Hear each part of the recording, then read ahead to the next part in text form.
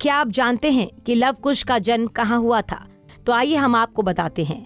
Love कुश का जन्म छत्तीसगढ़ के बालूदाबाजार जिले के महासमुंद के पास तुरतुरिया नामक स्थान है। माना जाता है कि इसी जगह वाल्मीकि के आश्रम में माता सीता ने लव कुश को जन्म दिया था। यहाँ वाल्मीकि जी का आश्रम भी है, जहाँ खुदाई में मिली लव कुश की प्रतिमा आज भी यहाँ स्थापित है। मूर्ति में लव कुश अश्वमेघ के घोड़े को पकड़े हुए हैं।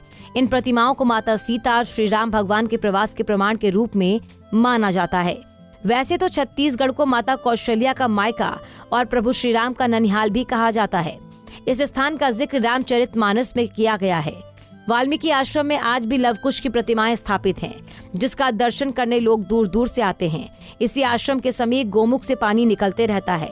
ये पानी पहाड़ों से आता है। श्रद्धालु इसी पानी से स्नान भी करते हैं। महर्षि वाल्मीकि आश्रम तपोभूमि तुरतुरिया है।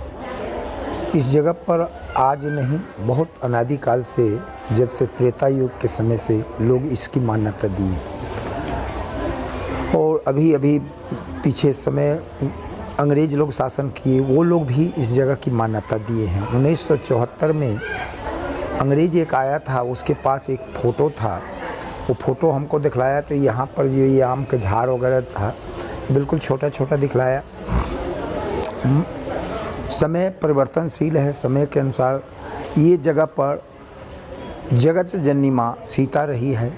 इस जगह पर लव कुश का जन्म स्थल है। इस स्थल का नाम तुरतुरिया पड़ने का विशेष कारण ये मानते हैं कि बरसात के दिनों में पूरे पहाड़ से तुरतुर की ध्वनि करती हुई पानी निरंतर बहती रहती है। इसी तुरतुर की ध्वनि के कारण एक कलचुरी कालीन संत ने इस स्थल का नामकरण तुरतुरिया के रूप में किया। यहाँ पहाड़ों की चोटी में मातागढ़ स्थित है, जो संतान दात्री के रूप में प्रसिद्ध है। ऐसी मान्यता है कि जो भी दंपत्ति सच्चे मन से माता से संतान प्राप्ति का वर मांगते हैं, उनकी मन्नतें जरूर पूरी होती हैं। पहाड़ों की ऊंचाई में बसे मातागढ़ के ऊपर से प्राकृतिक नजारे बेहद आकर्षक लगते हैं।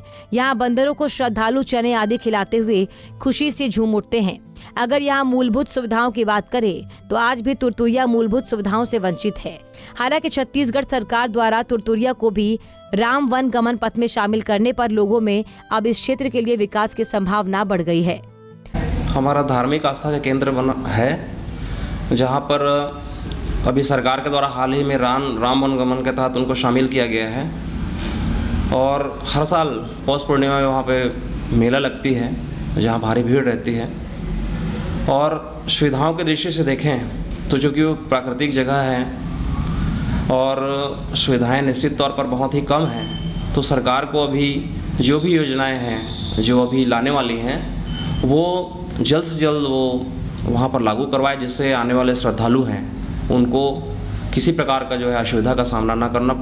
देखिए, मैं आपको सबसे पहले बताना चाहूँगा कि तुरतुरिया यहाँ एक वनांचल क्षेत्र में बसा हुआ है।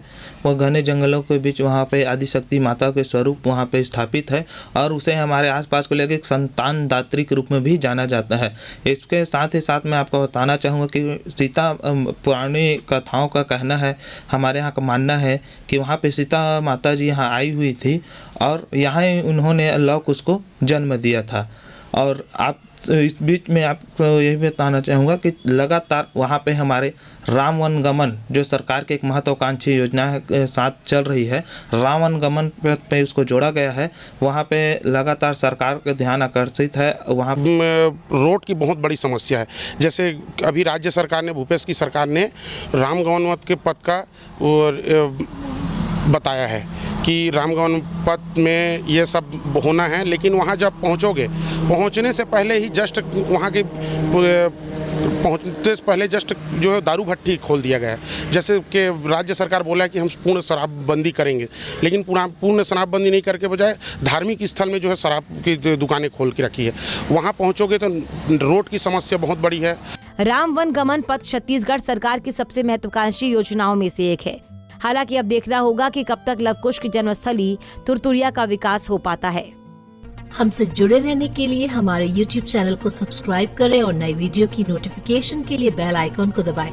अगर आप ये वीडियो Facebook पर देख रहे हैं तो लाइक जरूर करें और ज्यादा से ज्यादा शेयर करें। धन्यवाद।